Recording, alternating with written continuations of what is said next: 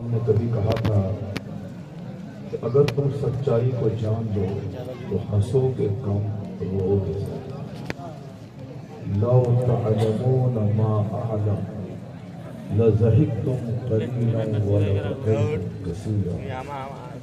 हमारे और आपके पैगंबर आका दो जहां नबी रहमत सल्लल्लाहु अलैहि वसल्लम फरमाते हैं कि आखिरत की बात है, कब्र की बात है, इस दुनिया की सच्चाई है, इसके बाद आने वाली मंजिलों की सच्चाई है।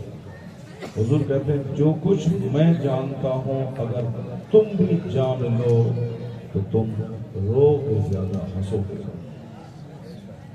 अभी चूंकि हम लोग जानते ही नहीं है इसलिए तो वो हंसते हैं। दुनिया के 100 साल 1 सेकंड है अल्लाह के, मगर हमारे नजदीक दुनिया ही बहुत बड़ी चीज है। इसलिए वतन से बेवतन होकर सारी जिंदगी चंद सिक्के कमाने में लगा दी। क्योंकि हमारी नजर आखिरत पे नहीं है, इसीलिए हमने इस दुनिया को सब कुछ समझा और सब कुछ इसी दुनिया में हासिल करना चाहा। आका फरमाते हैं कि ये दुनिया की हैसियत क्या है, जो कुछ मैं जानता हूं अगर तुम जान लो। ये कॉमेडी नहीं चलेगी, ये कहकहा नहीं चलेगा, ये मस्तियां नहीं चलेंगी। आज जो गार्डन आबाद है, आज जो नाइट क्लब आबाद है, महरौली शरीफ से आते हुए मैंने भी रास्ते में देखा यंग लड़के, यंग लड़कियां नीम बरहना लिबास पहनकर सड़क के किनारे गार्डन से बाहर जिस तरह कुत्ता और खुदिया आपस में चिपके होते हैं, उस तरह मैंने अभी 1 घंटा पहले चिपके हुए थे। अब आप समझ सकते हैं कि दुनिया कहां से कहां चलेगी। लोग उसी को डेवलपमेंट करेंगे, उसी बेहयाई को तरक्की करेंगे, उसी बेहयाई की लोग वकालत कर रहे हैं। पुलिस वाले नमाज पढ़ते हुए देखते हैं रेलवे स्टेशन पे मुझे, तो कहते हैं ये प्लेटफॉर्म है, मस्जिद नहीं। मगर उसको और आगे बढ़ के कहना चाहिए कि ये प्लेटफॉर्म है, ये दवाई खाना नहीं। उसी स्टेशन पे नीम बरहना लोग बैठे एक दूसरे से साहब वो कनार कर रहे हैं, लेकिन उसको हिम्मत नहीं बोलने की। दुनिया में बुराई के खिलाफ बोलने का जिगर खत्म हो गया, सारे लोग एंजॉय करने में मस्त हैं। ये महफिल आपको बताती है कि लोगों को मस्ती करने दो। तुम्हें मस्ती करने के लिए नहीं पैदा किया गया है, तुम्हें तो इस दुनिया में जन्नत की तैयारी के लिए पैदा किया गया। ये दुनिया का एक एक मिनट कीमती है, यही मेरे खतीब कहते हैं, यही हमारा मदरसा कहता है, यही हमारी मजलिसें कहती है। अगर हम भी उनकी तरह यहाँ एंजॉय करने लगे तो एक मुस्लिम और गैर मुस्लिम में क्या फायदा रहेगा। हम हंसते कम है, रोते ज्यादा, और आज वही रोना कम हो गया है। नतीजे में मेडिकल पॉइंट ऑफ व्यू से आंख की बीनाई भी घट रही है। सब डॉक्टर के पास जाएं और कहें कि साहब मेरी बीनाई कमजोर पड़ रही है, तो डॉक्टर कहते हैं कि इससे आप पानी निकालो, आंसू बहाइए। तो आंसू बहाइए ताकि आंख जिंदा रहे, आंसू बहाइए ताकि दिल जिंदा रहे। तो आंसू बहेगा कैसे? जब अल्लाह को याद करेंगे तब आंसू बहेगा, जब आखिरत को याद करेंगे तब आंसू निकलेंगे, जब कब्र की जिंदगी को याद करेंगे तब आंसू निकलेंगे।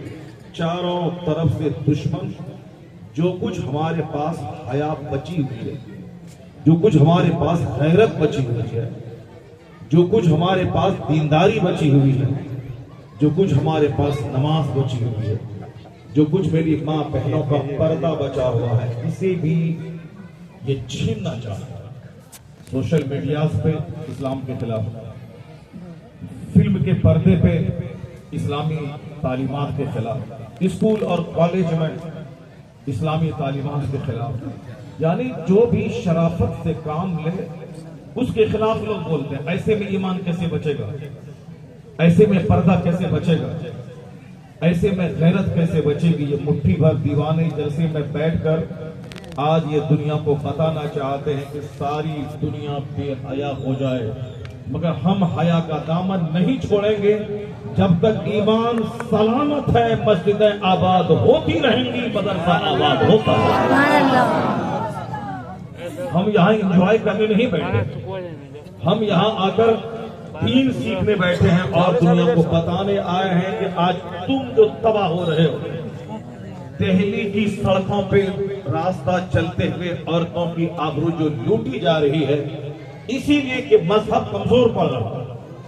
आज जो हिंदुस्तान के खजाने को लूटने का माहौल नेताओं में है, कहीं यूरिया घोटाला, कहीं चारा घोटाला, कहीं ताबूत घोटाला, कहीं कोयला घोटाला, कहीं साफ पोशाक घोटाला, कहीं मिड डे मील घोटाला।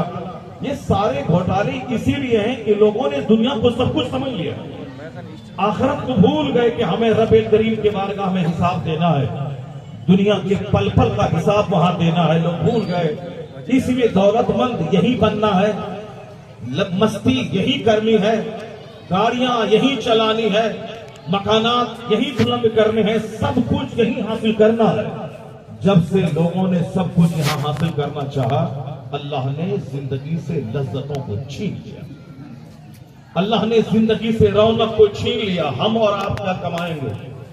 इस हिंदुस्तान का एक आदमी जो रोजाना 1 करोड़ रुपए कमाता है, वो आदमी तन्हाई में बैठ के रोता है क्योंकि उसकी जिंदगी में सुकून नहीं।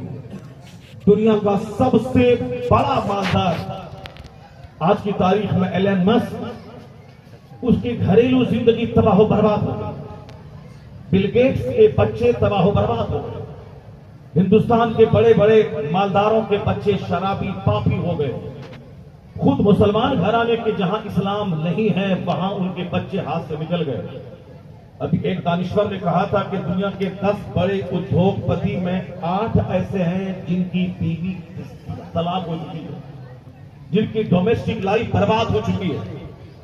जब से मैंने आज से 5 साल पहले सुना था कि अमेरिका का सबसे बड़ा खरबपति बोला था कि अब मैं दौलत कमा के क्या करूं, जब मेरे बच्चे शराबी हो गए, मेरे बच्चे ड्रग्स के आदी हो गए, तो मैं दौलत कमा के क्या करूं। सारी दुनिया जानती है कि साहब ये दुनिया के सबसे बड़े बिलियनियर है और हमारे बच्चे मेरे हाथ से निकल गए। मुझसे तो बेहतर वो गरीब है जो झोपड़ी में रहता है, उसके बच्चे जेंटल हैं, उसके बच्चे ओबीडिएंट हैं, उसके बच्चे माँ बाप के फर्मा बरदार हैं। ये दौलतें जो और बच्चों को तबाह कर दे, इससे बेहतर वो गरीबी है जो बच्चों को कंट्रोल में रखे। सारी दुनिया में ये जो बेचैनी है, ये इसी बात की दलील है कि जब से लोगों ने दुनिया को सब कुछ समझ लिया, अल्लाह ने दुनिया से सुकून को छीन लिया। अमेरिका का अरबपति रो रहा है कि वेयर इज पीस, सुकून कहां। आप नहीं जानते हैं कि सुशांत सिंह राजपूत जैसा खूबसूरत स्मार्ट एक्टर हिंदुस्तान का कोरोना काल में फांसी के फंदे पे लटक गया, जबकि इतना खूबसूरत नौजवान था कि मैंने एक नजर सिर्फ अखबार में उसकी तस्वीर देखी, लेकिन वो सिर्फ फांसी के फंदे पे लटक के मर गया। कौन सा गम था उसकी जिंदगी, कौन सी मुसीबत थी उसकी जिंदगी में। पता चला कि हंसने का नाम, साहब पार्क में घूमने का नाम, शराब पीने का नाम जिंदगी नहीं है। जिसकी नकल आप कर रहे हैं जिस फिल्म के एक्टर की, उसने तो जहर खा के जान दे दी। 30 साल खूबसूरत एक्ट्रेस फिल्म में अपने जिस्म की नुमाइश करके करोड़ों कमाने वाली, उसकी सड़ी हुई लाश बंबई के फ्लैट से बाहर पुलिस वालों ने निकाला, जिसको देख के करोड़ों बच्चे दीवाना होते हैं, जो हुस्न की कीमत करोड़ों में लेती है। उसकी जिंदगी में अगर बहुत मस्तियां होनी चाहिए, उसको जहर खा के मरने की क्या जरूरत पेश आई।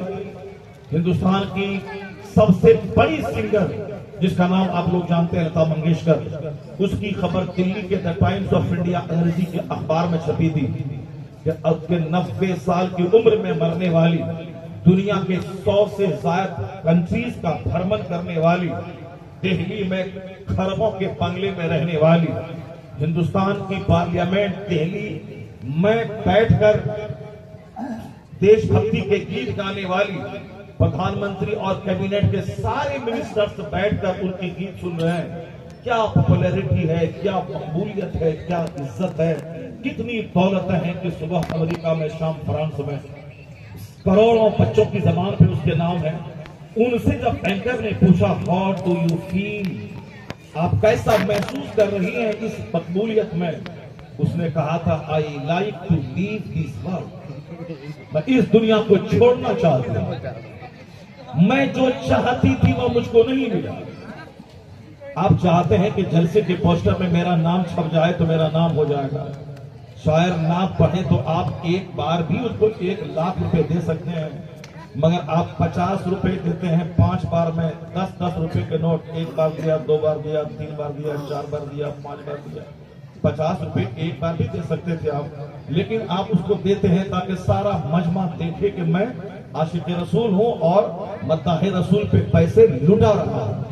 पैसा 50 में दे रहा हूं तो 50 लोग मुझको जान लें कि मैं तो 200 रुपए दे के मैं शोहरत चाहता हूं। मस्जिद में 2 बैग सीमेंट दे के मैं शोहरत चाहता हूं। पोस्टर अपनी तरफ से 10,000 रुपए दे के छपवा के उसमें नाम किसी कोने में मेरा रहे, तब मौला साहब मैं 10,000 रुपए दूंगा। तो पोस्टर में नाम छपवा के मैं शोहरत चाहता हूं। जो शोहरत की मलका, जिसको हिंदुस्तान के 140 करोड़ लोग जानते हैं, दुनिया के 1,000 यानी 1,000 करोड़ लोगों में बहुत सारे लोग उनको जानते हैं। शोहरत की हिमालय पे जो फाइल है वो क्या कहती है? जो मैं चाहती थी मुझको नहीं मिला, जो मैं ढूंढती थी मुझको नहीं मिला, जो जिंदगी में मैं खोजती थी मुझको नहीं मिला। उसकी बात गौर से सुनिए आप। एक बाइक खरीद लिया, लुच्चों की तरह जी रहे हैं, हम सब कुछ पा लिए, छोटा सा घर बना लिया अपने गांव देहात में जाकर, मैं बहुत कुछ कर लिया साहब। शेड टीन हटा करके छत डाल दिए, अब पान खा के पूरा होंठ लाल करके पूरे कपड़े को लेर पोटा से रंगा के कहते हैं अब हमने बहुत डेवलपमेंट कर लिया साहब। एक बुलेट खरीद के आप कहते हैं हमने बहुत कुछ कर लिया।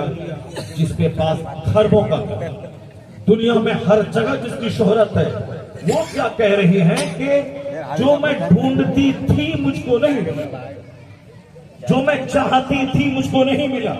इस बात को सारे लोग सुने, हिंदुस्तान की चीफ जस्टिस भी सुने, हिंदुस्तान के प्रधानमंत्री भी सुने, हिंदुस्तान के कैबिनेट मिनिस्टर्स भी सुने।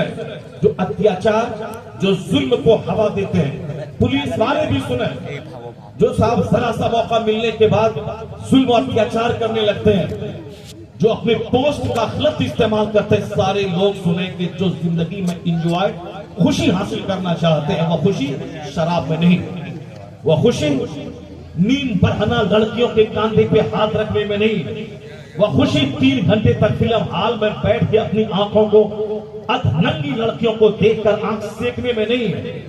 वो खुशी दौलतों को चाहे नाजायज जायज जिस तरीके से हो कमा के खाने में जमा करने में खुशी नहीं है, वरना दौलत उनके पास इतनी है कि दौलत महक रही है।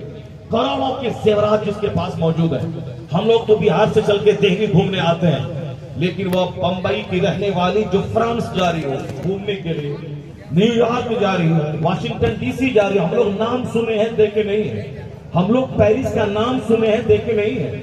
हम लोग बीजिंग का नाम सुने हैं देखे नहीं है। हम लोग थाईलैंड की राजधानी बैंकॉक का नाम सुने हैं देखे नहीं है। लेकिन वह जो 1 दर्जन नहीं बल्कि 50 से 100 के बीच में ममालिक में घूमने वाली और वहां मार्केटिंग करने वाली, करोड़ों के डायमंड और गोल्ड खरीदने वाली, वो क्या कहती है? वो कहती है कि जो चीज मैं तलाश करती थी मुझको नहीं मिली। दौलत, शोहरत, 10 गाड़ियां, बंबई के टॉप क्लास हाजी अली समंदर के किनारे पीडर रोड पे जिसका खरबों का बंगला, आपने सुना है पीडर रोड, लेकिन आपने देखा बहुत सारे लोग नहीं देखे होंगे, बहुत सारे लोग देखे होंगे। बिल्कुल बीच चौराहे पे उनका घर है। आते जाते सारे ऑटो नहीं बल्कि सारे टैक्सी वाले सब कहते यही लता मंगेशकर जी का घर है। उसी के आसपास में 36 मंजिला मकान मुकेश अंबानी का, जो कई खरब रुपए का घर है, मगर वहां वो खुद नहीं रहता है। हमने सुना है कि पंडित जी ने बोला है कि आपके लिए यहाँ रहना अशुभ है, शुभ नहीं है। मैंने सुना है वो वहां नहीं रहते। उन्होंने 4,000 करोड़ रुपए का बंगला खरीदा है अमेरिका में, 4,000 करोड़ रुपए का रेस्टोरेंट खरीदा है उन्होंने ब्रिटेन में। यहाँ खरबों रुपए का घर है, वो नहीं रहते हैं। ये बता दें उसमें कौन रहते हैं? नौकर गुलाम रहते हैं, उसकी ऑफिस के दफ्तर में काम करने वाले उसके वर्कर्स रहते हैं। मैं सिर्फ ये कहना चाहता हूं कि जो कुछ आप कर रहे हैं, जिंदगी में सुकून मिल जाए, ताकि 2-4-10 साल नोएडा सेक्टर 16 में काम करें, घर में जाके छोटा सा घर बना लें, छतदार, एक बुलेट खरीद लें, एक छोटी सी जमीन खरीदी, छोटी सी दुकान खरीद कर जिंदगी का मजा मिल जाए।